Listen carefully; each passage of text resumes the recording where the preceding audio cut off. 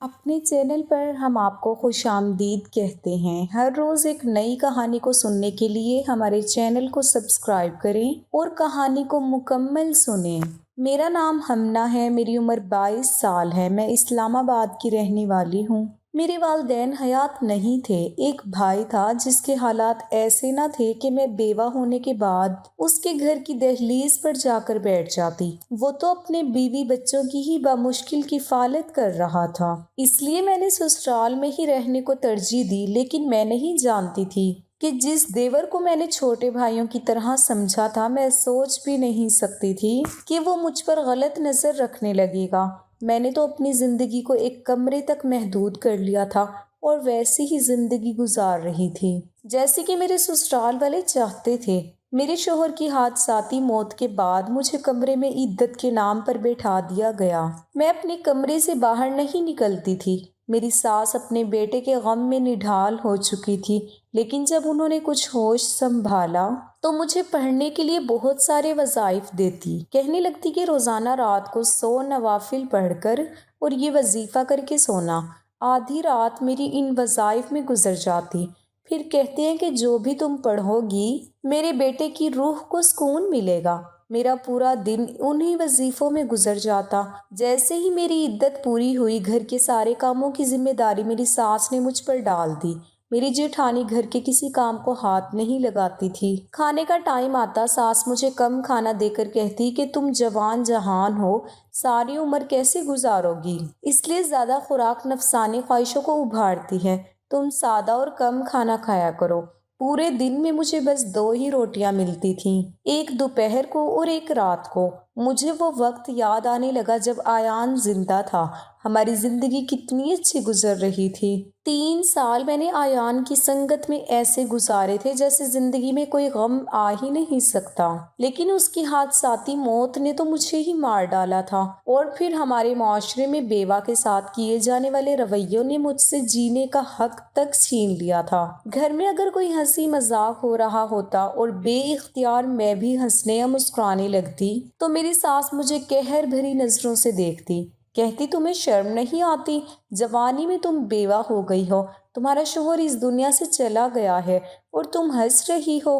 مجھے لگتا تھا شاید میں نے بہت بڑا گناہ کر دیا۔ میں اس لیے چپ کے کفل اپنے منہ میں باندھ لیتی۔ سفید جوڑا ہی اب میرا پہناوا بن چکا تھا۔ کسی کی شادی ہوتی تو مجھے اس شادی پر جانے کی اجازت نہیں ہوتی تھی کہ سہاگن کے پاس بیوہ عورت نہ بیٹھ جائے، کہیں اس کا سایہ اس سہاگن پر نہ پڑ جائے۔ میری جیٹھانی مجھ سے یوں دور بھاگتی تھی جیسے میں کوئی اچھوت ہوں، پھر بھی میں صبر سے اپنی زندگی گزار رہی تھی۔ جب ایک بار میری نند اور نندوئی گھر میں کھانے کی دعوت پر آئے، کھانا بنانے کے بعد میں کچن میں ہی بیٹھ کر سوکھی روٹی کے ساتھ اچار کھا رہی تھی، کیونکہ میری ساس کہتی تھی کہ تم اب ہمیشہ سادہ کھانا کھاؤ، اور گھر میں اس وقت ایک سے بڑھ کر ایک کھانے بنے ہوئے تھے۔ میں نے دوپہر کی روٹی لی اور اس پر اچار رکھ کر کھانے لگی۔ میری زندگی سے ویسے ہی خوشیاں روٹ چکی تھی، میرا دل بھی نہیں چاہتا تھا کہ میں ہنسوں یا باتیں کروں، بس سانسیں تھیں جنہیں میں زندگی کے نام پر لے رہی تھی۔ مر تو میں بھی شاید اسی دن گئی تھی جب آیان کی موت کا سندیسہ مجھے ملا تھا۔ میں کچن میں کھانا کھا رہی تھی جب میرے نندوئی کچن میں داخل ہوئے، کہنے لگا کہ چائے بنا دو۔ میں نے کہا ٹھیک ہے۔ میں نے اپنی روٹی وہیں شیلف پر رکھی اور چائے بنانے لگی۔ مجھے لگا کہ وہ چائے کا کہہ کر باہر چلا جائے گا، لیکن وہ دروازے کے پاس ہاتھ باندھے مجھے ٹک ٹکی باندھے دیکھنے لگا۔ مجھے اس کی یہ حرکت بہت بری لگی۔ میں نے کہا شاہان بھائی آپ باہر جائیں، میں چائے بنا کر لاتی ہوں۔ بجائے اس کے کہ وہ کچن سے باہر جاتا، وہ کچن کے اندر داخل ہو گیا۔ کہنے لگا مجھے تمہیں دیکھ کر بڑا دکھ ہوتا ہے، تمہاری زندگی کے بارے میں سوچ کر تکلیف ہوتی ہے۔ بھری جوانی میں تم بیوہ ہو گئی، اور پھر ظلم یہ کہ تمہیں کھانے پینے کو بھی ٹھیک سے نہیں دیا جاتا۔ ہاں ظاہر ہے اچھی خوراک انسان کے اندر نفسانی خواہشات کو ابھارتی ہیں، اور تمہارے پاس تو کوئی ذریعہ ہی نہیں ہے۔ ایسی باتیں سن کر میرے کانوں کی لو تک سرخ ہوئی تھی۔ میں نہ جانے کیسے یہ سب ضبط کر رہی تھی۔ ان کی جگہ کوئی اور ہوتا تو میں اس کے منہ پر تھپڑ دے مارتی، لیکن وہ میری نند کا شوہر تھا، ایک تماشا سا لگ جاتا۔ پھر تو شاید میری ساس مجھے رکھنے کے لیے بھی آمادہ نہ ہوتی، دھکے دے کر مجھے گھر سے نکال دیتی۔ میں کہاں جاتی؟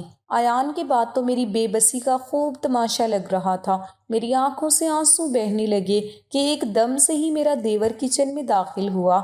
اس نے سخت لہجے میں نندوئی سے کہا، آپ یہاں کیا کر رہے ہیں؟ آپ کا کچن میں کیا کام ہے؟ وہ گھبرا کر بولا، میں تو چائے لینے آیا تھا۔ آصف کہنے لگا، آپ باہر جا کر بیٹھیں، آپ کو چائے مل جائے گی۔ آصف کی آمد پر وہ بوکھلا سا گیا، فوراً سے کچن سے باہر چلا گیا۔ میں پریشان ہو گئی کہ کہیں میرا دیور آصف مجھے ہی غلط نہ سمجھے، کیونکہ اب وہ مجھے غصے سے دیکھ رہا تھا۔ میرے پاس آیا، کہنے لگا، منہ میں زبان نہیں ہے آپ کے؟ کب سے وہ بکواس کر رہا ہے، آپ چپ چاپ سن رہی ہیں، منہ کیوں نہیں توڑا اس کا؟ میں نے کہا، اگر تم خود کو میری جگہ رکھ کر سوچو تو تمہیں تمہارے ہر سوال کا جواب مل جائے گا۔ اس گھر کے علاوہ میرے پاس دوسرا کوئی صاحبان نہیں ہے، اس لیے سہنا پڑتا ہے۔ یہ کہہ کر میں نے اپنے آنسو صاف کیے اور کپوں میں چائے ڈال کر اسے کہا کہ جاؤ باہر دے کر آ جاؤ۔ میں نے اپنی سوکھی روٹی اٹھائی اور اپنے کمرے میں جانے لگی۔ وہ کہنے لگا، یہ کھاتی ہیں آپ بھابھی؟ میں نے کہا، ہاں، میرے نصیب میں اب یہی ہے، اور میں یہ کیوں کھاتی ہوں اس کا جواب تم اپنی اماں سے پوچھ لینا۔ یہ کہہ کر میں اپنے کمرے میں چلی گئی۔ اس کے بعد آصف کی نظریں مجھ پر بدلنے لگی۔ میں نے نوٹ کیا وہ مجھے دیکھنے لگا تھا۔ مجھے یہ سب برا لگ رہا تھا کیونکہ میں اسے بھائی سمجھتی تھی، لیکن شوہر کے مرنے کے بعد شاید معاشرے کی نظریں ہی بدل جاتی ہیں۔ ایک بار تو ہنگامہ سا برپا ہو گیا۔ میں آصف سے ایسی بات کی امید نہیں کر سکتی تھی۔ میں نے ہمیشہ اسے اپنے چھوٹے بھائیوں جیسا سمجھا تھا۔ بے شک عمر میں میرے ہی برابر ہی تھا، لیکن ایان کے ہوتے ہوئے اکثر ایان کی ڈانٹ ڈپٹ سن کر وہ میرے پاس آتا تھا، کہتا تھا، بھائی کو سمجھاتی کیوں نہیں ہیں آپ ہر وقت میرے پیچھے پڑے رہتے ہیں، ہر وقت میرے پیچھے پڑے رہتے ہیں، انہیں کیوں میری آزادی پسند نہیں ہے؟ یہ سن کر ایان کمرے میں آ جاتے، آصف سے کہتے، یہاں کیا کر رہے ہو؟ ابھی تک دکان پر کیوں نہیں گئے؟ تمہیں احساس نہیں ہے کہ کاروبار بھی کرنا ہے؟ جب دیکھو ادھر ادھر گھومتے رہتے ہو، کرکٹ کھیلتے رہتے ہو۔ وہ جب ایان کو غصے میں بھپرے ہوئے دیکھتا تو میرے پیچھے چھپ جاتا۔ بھابھی بچائیں اس ہلاکو خان سے مجھے، ہر وقت مجھے ڈانٹتا رہتا ہے۔ یہ سن کر ایان مجھے کہتے، تم بیچ میں سے ہٹو، آج تو میں اس کے کان کھینچوں گا۔ مجھے کہہ رہا تھا بس دکان جا رہا ہوں اور آ کے کمرے میں تمہارے پیچھے چھپ گیا، آج نہیں چھوڑوں گا اسے۔ لیکن میں کہتی تھی کہ چھوڑ دو، کوئی بات نہیں، وقت کے ساتھ خود ہی سنجیدہ ہو جائے گا، کیوں میرے چھوٹے بھائی کے پیچھے پڑے رہتے ہیں؟ ایان اسے چھوڑ کر مجھے گھورنے لگتا، کہنے لگتا، تم نے بہت سر چڑھا رکھا ہے اسے، دیکھ لینا ساری زندگی میرے ہی سر پر بیٹھ کر کھائے گا، مجال ہے کبھی کچھ کما لے، جب دیکھو کرکٹ کھیلتا رہتا ہے۔ آصف ایان کو انگوٹھا دکھاتے ہوئے باہر نکل جاتا تھا۔ اس سے پہلے کہ ایان اس کے پیچھے بھاگنے لگتے، میں اس کا ہاتھ پکڑ لیتی۔ میں کہتی، چھوڑے نا ایان، ایسی کوئی بات نہیں ہے، اتنا بھی بڑا نہیں ہے، وقت کے ساتھ ساتھ خود ہی سنجیدہ ہو جائے گا۔ کتنے حسین دن تھے جو خواب ہو چکے تھے۔ میری ساس بھی مجھ سے بہت محبت کرتی تھی۔ ایان گھر میں دوسرے نمبر پر تھے، لیکن سارے گھر کی ذمہ داری انہوں نے سنبھال رکھی تھی۔ کبھی ایسا نہیں ہوا کہ میری ساس مجھے کوئی کڑوی بات کہہ جاتی۔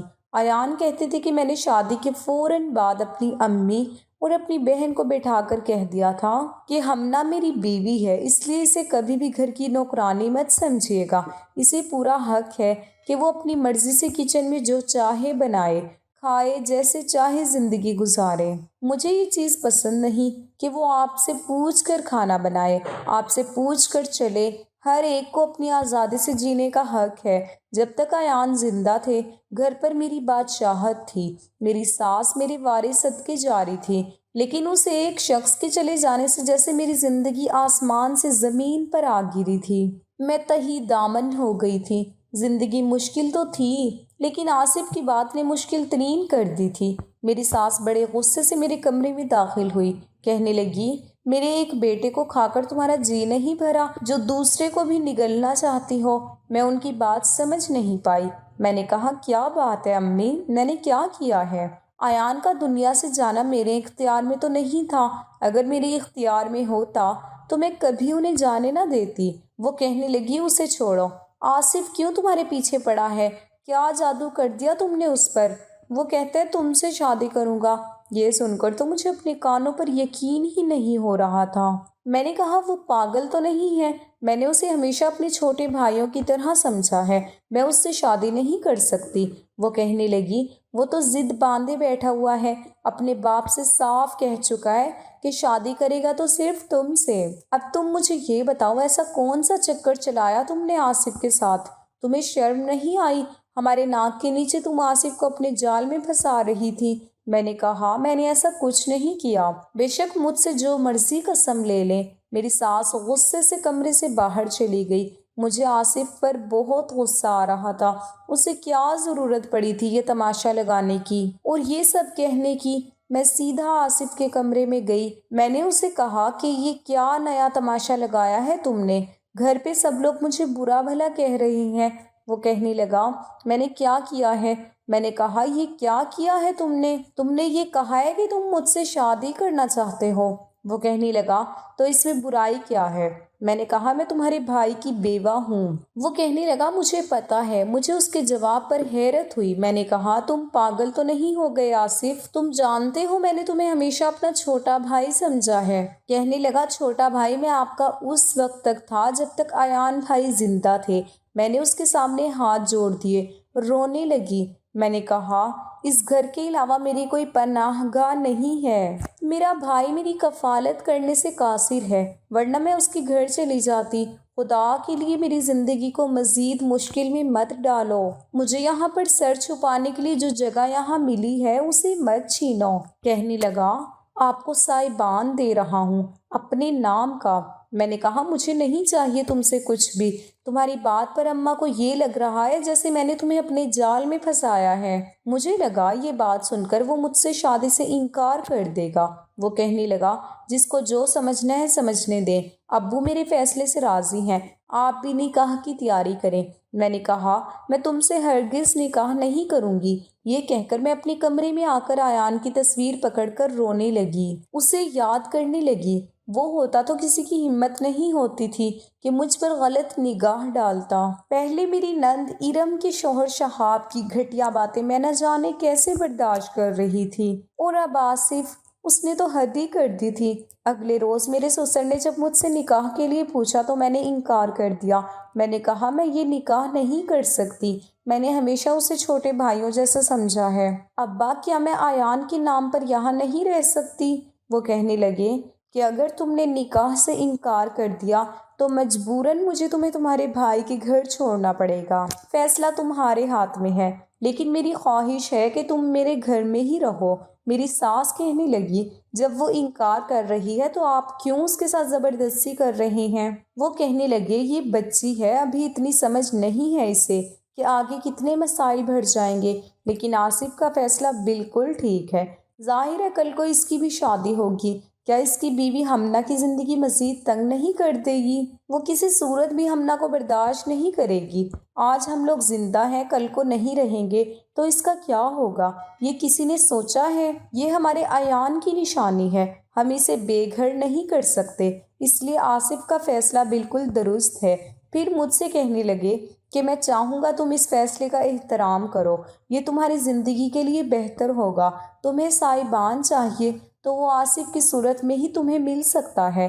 آصف سے نکاح کرنا میری مجبوری تھی، مجھے واقعی ایک سائبان کی ضرورت تھی، اور یہ بات بھی ٹھیک تھی کہ آصف کی بیوی آتی تو مجھے کبھی بھی برداشت نہیں کرتی، لیکن یہ بھی سچ تھا کہ میں ایان کی جگہ کسی کو نہیں دے سکتی تھی۔ اس لیے میں سوچ چکی تھی کہ آصف سے کہہ دوں گی کہ وہ دوسری شادی بے شک کر لے، مجھے اس کے نام کے علاوہ کچھ نہیں چاہیے۔ پھر میں نے سوچا شاید وہ بھی مجھ سے نکاح کرنا چاہتا ہے صرف تاکہ مجھے سہارا دے سکے، مجھے نام دے سکے۔ میں نے نکاح کا جوڑا نہیں پہنا تھا جو آصف نے ایک ملازمہ کے ہاتھ میرے کمرے میں بھجوایا تھا۔ میں ایک بار دلہن بن چکی تھی، دوبارہ بننا میری کوئی خواہش نہیں تھی۔ میں نے اسی سفید جوڑے میں نکاح کیا تھا، اور نکاح کرتے ہوئے مجھے ایان سے نکاح کا وقت یاد آ گیا تھا، میری آنکھوں سے آنسو بہہ رہے تھے۔ میں نے جب آصف کو قبول کیا اس وقت مجھے آصف سے نفرت محسوس ہو رہی تھی کیونکہ میں اسے اپنے شوہر کی جگہ پر نہیں دیکھ سکتی تھی۔ جب وہ میرے کمرے میں آیا، اس نے دروازہ بند کیا۔ مجھے لگا کسی نے میرا دل مٹھی میں لے کر دبوچ لیا ہو۔ جیسے ہی وہ میرے پاس آ کر بیٹھا، میں پیچھے ہٹ گئی۔ وہ کہنے لگا، میں نے آپ کو شادی کا جوڑا بھی بھجوایا تھا، وہ کیوں نہیں پہنا آپ نے؟ میں نے کہا، میں تمہیں کبھی بھی ایان کی جگہ نہیں دے سکتی۔ ہاں، تمہارا مجھ پہ یہ احسان رہے گا کہ اس گھر میں مجھے رکھنے کے لیے تم نے مجھے اپنا نام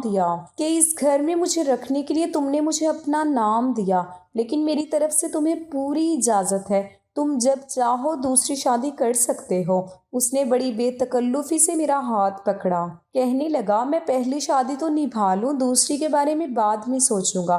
اس سے پہلے کہ وہ میرے قریب آتا، میں نے اپنا ہاتھ اس سے چھڑوایا اور بیڈ سے کھڑی ہو گئی۔ میں نے کہا، نہیں آصف، مجھے اس آزمائش میں مت ڈالو، میں تمہیں ایان کی جگہ نہیں دے سکتی۔ یہ کہہ کر میں رونے لگی۔ مجھے یوں روتا دیکھ کر وہ کہنے لگا، ٹھیک ہے، آپ پریشان نہ ہوں، سو جاؤ۔ اس نے تکیہ اٹھایا اور صوفے پر جا کر لیٹ گیا۔ میں نے سائڈ ٹیبل پر رکھی ایان کی تصویر اٹھائی، سینے سے لگائے روتے ہوئے سو گئی۔ صبح آصف نے وہ تصویر میرے ہاتھ سے لے کر واپس سائڈ ٹیبل پر رکھی تھی۔ اس کے اس عمل کی وجہ سے میری آنکھ کھل گئی۔ 4 دن گزر گئے تھے، اس نے مجھے دوبارہ کچھ نہیں کہا تھا۔ میں بھی پرسکون ہو گئی، لیکن چند دن بعد اس نے مجھ سے کہا، آج کے بعد میں آپ کو سفید لباس میں نہ دیکھوں، نہ ہی اتنی سادگی میں۔ رات کو جب میں کام سے واپس آؤں تو تیار رہیے گا۔ یہ کہہ کر وہ تو چلا گیا، لیکن میں پریشان ہو گئی۔ رات کو مجھے اسی حلیے میں دیکھ کر اس کے ماتھے پر بل پڑے تھے، لیکن مجھے پرواہ نہ تھی۔ اس کے کمرے میں آنے سے پہلے میں سائڈ ٹیبل پر رکھی ایان کی تصویر پکڑے روتے ہوئے اس سے باتیں کر رہی تھی۔ جب آصف کمرے میں داخل ہوا، مجھے دیکھ کر اس نے کمرے کا دروازہ زور سے بند کیا۔ وہ کافی غصے میں تھا، میرا دل خوف سے کانپا تھا۔ وہ میرے پاس آیا، میرے ہاتھ سے ایان کی تصویر کو چھینا۔ یہ دیکھ کر مجھے اس پر غصہ آنے لگا۔ میں نے کہا، مجھے ایان کی تصویر واپس کرو آصف۔ وہ کہنے لگا، کیوں کروں واپس؟ اس کا لہجہ کافی بلند تھا۔ کہنے لگا، بہت دن سے یہ سب برداشت کر رہا ہوں۔ جب میں رات کو کمرے میں آتا ہوں، تم بھائی کی تصویر پکڑے اس سے باتیں کر رہی ہوتی ہو، میرے سامنے اس تصویر کو چومتی ہو، سینے سے لگاتی ہو۔ کیوں میرے صبر کا امتحان لے رہی ہو ہمنا؟ آصف کی باتیں سن کر مجھے افسوس سا ہوا تھا۔ میں نے کہا، میں تم سے پہلے بھی کہہ چکی تھی کہ ایان کی جگہ تمہیں نہیں دے سکتی۔ وہ کہنے لگا، تمہارے ایسا کرنے سے بھائی واپس آ جائیں گے کیا؟ یا انہوں نے کہا تھا کہ تم ان کے مرنے کے بعد بھی ستی بن کے زندگی گزار دو؟ یہ سب ہندوانہ رسمات ہیں جو تم ادا کر رہی ہو، ورنہ اسلام میں عورت کی عدت 4 ماہ 10 دن ہے۔ اس کے بعد اسے جینے کا، ہنسنے کا، یہاں تک کہ دوسری شادی کرنے کا بھی اختیار دیا گیا ہے۔ میں نے تم سے شادی اس لیے نہیں کی تھی کہ تم میرے ہوتے ہوئے میرے بھائی کی تصویر کو سینے سے لگاؤ۔ بے شک مجھے اپنے بھائی سے بہت محبت ہے، لیکن میں یہ کبھی نہیں چاہوں گا کہ میری بیوی ایسی حرکتیں کرے۔ اتارو یہ بیوگی کی چادر اور جاؤ تیار ہو کر آؤ میرے لیے، اور اس بار میں تمہارا کوئی بہانہ نہیں سنوں گا۔ یہ کہہ کر اس نے ایان کی تصویر الماری کے لاکر میں رکھ دی۔ یہ دیکھ کر مجھے آصف اور بھی برا لگنے لگا۔ میں ویسے ہی بیٹھی رہی۔ آصف کچھ دیر مجھے دیکھتا رہا، پھر کہنے لگا، مرضی ہے تمہاری۔ یہ کہہ کر اس نے ڈریسنگ کے دراز سے کانچ کی چوڑیاں نکالی اور میرے پاس آ کر بیٹھ گیا۔ میرے ہاتھ کو تھام کر اس نے کلائیوں کو چوڑیوں سے بھر دیا۔ کہنے لگا، اسے ہمیشہ اپنے ہاتھوں کی زینت بنائے رکھنا۔ میرے احتجاج کو آج وہ خاطر میں نہیں لایا۔ میرے رونے پر انکار کرنے پر بھی وہ اپنا حق وصول کر چکا تھا۔ رات بھر رونے کی وجہ سے صبح تک میری آنکھیں سوجی ہوئی تھیں۔ میں نے نہا کر ایک ہلکے رنگ کا لباس پہن لیا، لیکن اب آصف میری ایک بھی نہیں سنتا تھا۔ فوراً سے مجھے میرون رنگ کا ایک فینسی جوڑا نکال کر دیا۔ کہنے لگا، اسے پہنو، مجھے یہ رنگ پسند ہے۔ اس سے پہلے کہ میں انکار کرتی، وہ سخت رویے پر اتر آیا۔ کہنے لگا، جلدی سے کپڑے بدل کر آؤ۔ میں چاہ کر بھی اسے کچھ نہیں کہہ پائی۔ جب کپڑے تبدیل کر کے آصف کے ساتھ کمرے سے باہر نکلی تو سب ناشتے کی ٹیبل پر بیٹھے تھے۔ کمرے سے باہر آتے ہوئے مجھے سبکی سی محسوس ہو رہی تھی، جیسے میں نے کوئی گناہ کیا ہو۔ آصف نے کمرے سے باہر نکلتے ہی میرا ہاتھ تھام لیا، مجھے اپنے ساتھ ڈائننگ ٹیبل کے پاس لایا، مجھے کرسی کھینچ کر دی، میرے ساتھ بیٹھ گیا۔ میری ساس کا موڈ بہت خراب تھا۔ آصف نے ہی میری پلیٹ میں آملیٹ ڈال کر دیا۔ کہنے لگا، پیٹ بھر کر کھانا کھانا ہے، اب تمہیں ایک روٹی کھانے کی ضرورت نہیں ہے۔ یہ بات سن کر میری ساس اور جیٹھانی مجھے گھورنے لگی۔ آصف کہنے لگا، اماں آج کے بعد میں کسی کو بھی ہمنا کو بیجا کام کہتے ہوئے نہ دیکھوں اور نہ ہی کوئی اسے الٹے سیدھے تانے دیتا نظر آئے۔ اب وہ ایان بھائی کی بیوہ نہیں ہے، میری بیوی ہے، اسے اسی حیثیت سے اپنایا جائے۔ میں یک تک آصف کو دیکھ رہی تھی، جو مجھے آصف کم اور ایان زیادہ لگ رہا تھا۔ آج مجھے آصف میں ایان کی جھلک نظر آ رہی تھی، مشکل سے ہی صحیح، لیکن سب نے مجھے آصف کی حیثیت سے قبول کر لیا تھا۔ آصف میرا بہت خیال رکھتا تھا، لیکن میں اس سے کھچی کھچی رہتی، مگر 1 ماہ بعد ہی میں امید سے ہو گئی۔ حالانکہ ایان کی سنگت میں نے 3 سال گزارے تھے، لیکن مجھے اولاد نہیں ہوئی تھی۔ لیکن آصف کے ساتھ شروع کیے گئے مجبوری کے اس رشتے میں شاید یہ پہلی خوشی تھی جو مجھے ملی تھی۔ آصف بہت خوش تھا اور اب تو میری ساس بھی بہت خوش ہو گئی تھی، لیکن آصف کا تو بس نہیں چل رہا تھا کہ کیا کچھ نہ کر گزرے۔ مجھے پاؤں تک زمین پر رکھنے نہیں دیتا تھا۔ دکان پر ہوتا تو کئی بار مجھے فون کر کے پوچھتا، تم نے فریش جوس پیا ہے، کھانا ٹھیک سے کھایا ہے، کچھ نہ کھانے کو جی چاہے تو مجھے بتا دینا۔ میرے دل میں اب آصف کی محبت جاگنے لگی۔ میں نے ایک بیٹے کو جنم دیا، سب بہت خوش تھے۔ آصف کی مجھ سے محبت دن بدن بڑھتی جا رہی تھی۔ اب میں بھی اسے چاہنے لگی تھی، اس کا خیال رکھنے لگی تھی، اس سے باتیں بھی کرتی تھی۔ اکثر وہ میرے ساتھ بیٹھتا تو میرا سر اپنے کندھے پر رکھ دیتا تھا، کہتا، بس میرے قریب رہا کرو، اپنے ہونے کا احساس دلاتی رہا کرو، مجھ پر حق جمایا کرو ہمنا، مجھے اچھا لگتا ہے۔ میری جھجک کافی حد تک دور ہو گئی تھی۔ آصف کی محبت نے مجھے نئی زندگی دے دی تھی، لیکن اس کے بعد جو قیامت مجھ پر ٹوٹی، میرے حواس گم ہو گئے۔ 2 سال ہو گئے تھے ہماری شادی کو، میرا بیٹا 1 سال کا ہو گیا تھا۔ ان 2 سالوں میں آصف نے مجھ پر اپنی ساری محبتیں نچھاور کر ڈالی تھی۔ میرا بیٹا 1 سال کا ہوا تو اس کی سالگرہ آصف نے گھر کے بڑے سے صحن میں ارینج کروائی تھی۔ سب مہمان موجود تھے، ہم کیک کاٹنے ہی لگے تھے جب باہر کی ڈور بیل بجی۔ دروازہ میری نند نے کھولا تھا۔ سامنے آنے والے کو دیکھ کر اس کی چیخ بلند ہوئی تھی۔ ہم سب کی نظریں نند کی جانب اٹھی۔ جب وہ شخص اندر داخل ہوا، اسے دیکھ کر میں اپنا اگلا سانس لینا بھول گئی۔ وہ ایان تھا، میرا پہلا شوہر، وہ زندہ تھا۔ یہ کیسے ممکن تھا؟ ایان کی بےتاب نظریں مجھے تلاش کر رہی تھی اور میں یوں تھی کہ جیسے پتھر کی ہو چکی تھی۔ سبھی ایان کو زندہ سلامت دیکھ کر اس کے پاس چلے گئے، اس سے گلے ملنے لگے۔ چند سال پہلے ایان دبئی کے لیے جہاز میں بیٹھے تھے، لیکن وہ جہاز کریش ہو گیا تھا۔ سننے میں یہی آیا تھا کہ سب مسافر مر چکے ہیں، لیکن وہ اس وقت زندہ سلامت کھڑے تھے۔ کہنے لگے کہ جہاز ابھی آسمان کی بلندی تک نہیں پہنچا تھا، بس زمین سے کچھ ہی اوپر تھا جب جہاز کے ٹائر کو آگ لگ گئی۔ بہت سے مسافر ہنگامی راستوں سے باہر نکلنے لگے۔ میں بھی جہاز سے نیچے کود گیا۔ جہاز اس وقت سمندر کے اوپر تھا۔ جیسے ہی میں پانی میں گرا، جہاز کے دھماکے کی آواز میں نے سنی تھی، لیکن اس کے بعد مجھے کسی چیز کی کوئی ہوش نہ تھی۔ مجھے چند دن پہلے ہوش آیا ہے، پھر پتہ چلا کہ میں پچھلے 2-2.5 سال سے کومے میں تھا۔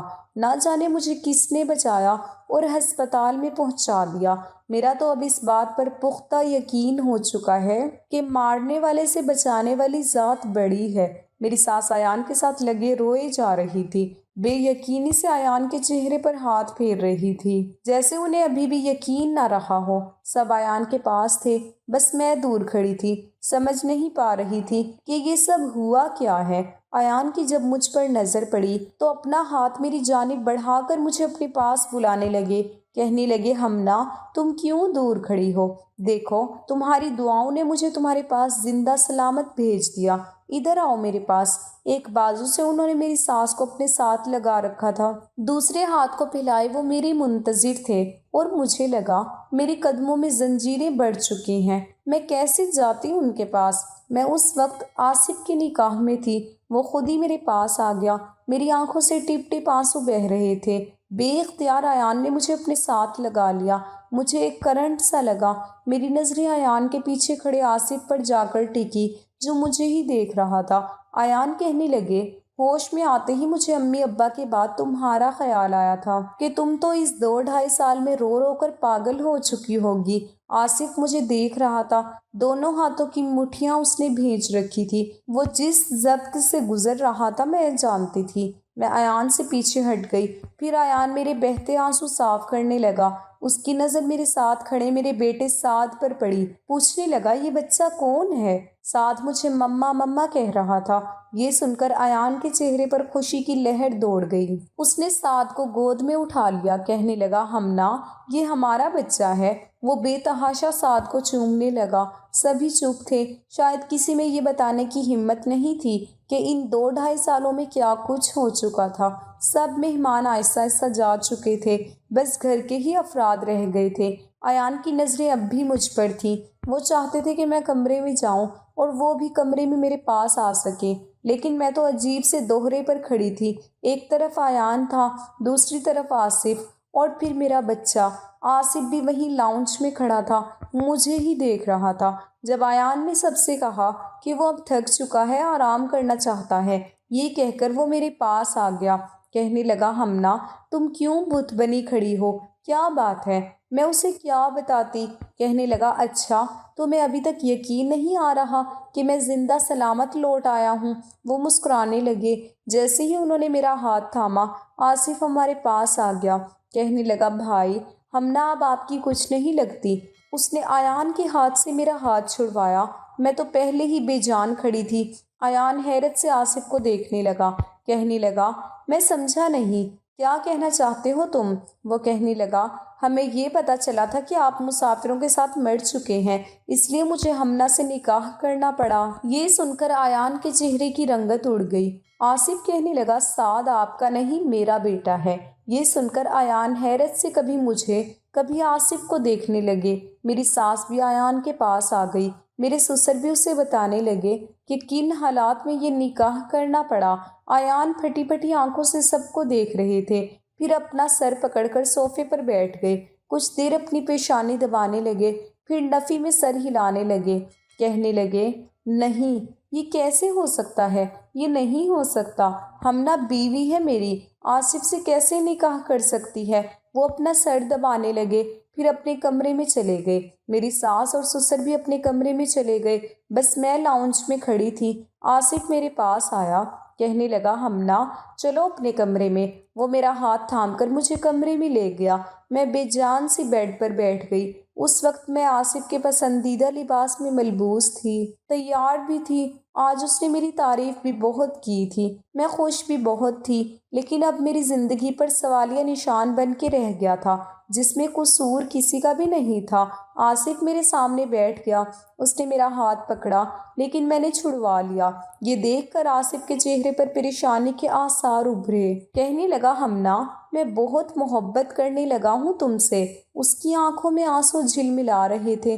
کہنے لگا میں نے تم سے شادی اس لیے کی تھی کیونکہ میرے گھر والوں نے تمہیں انسان سمجھنا چھوڑ دیا تھا، تمہارے ساتھ غیر انسانی سلوک کرنے لگے تھے۔ شاہان بھائی کی بے باکیاں جب میں نے دیکھی تو مجھے بہت غصہ آیا تھا، اس لیے سوچا تھا کہ ایان بھائی کے مرنے کی سزا تمہیں کیوں دی جا رہی ہے، تمہاری زندگی کو کیوں اذیت ناک بنایا جا رہا ہے، اس لیے تم سے نکاح کیا تھا۔ لیکن نکاح کے بعد جب میں تمہیں ایان بھائی کے لیے روتے تڑپتے دیکھتا تھا تو مجھے تکلیف ہونے لگتی تھی۔ تم ان کی تصویر سے پیار بھری باتیں کرتی تھی، اسے سینے سے لگاتی تھی تو میرے اندر آگ سی دوڑنے لگتی تھی۔ میں یہ سب برداشت نہیں کر پا رہا تھا۔ شاید نکاح کے 2 بولوں کا مطلب سمجھ آیا تھا۔ بھائی کے لیے خود رو سکتا تھا لیکن تمہیں روتا نہیں دیکھ سکتا تھا۔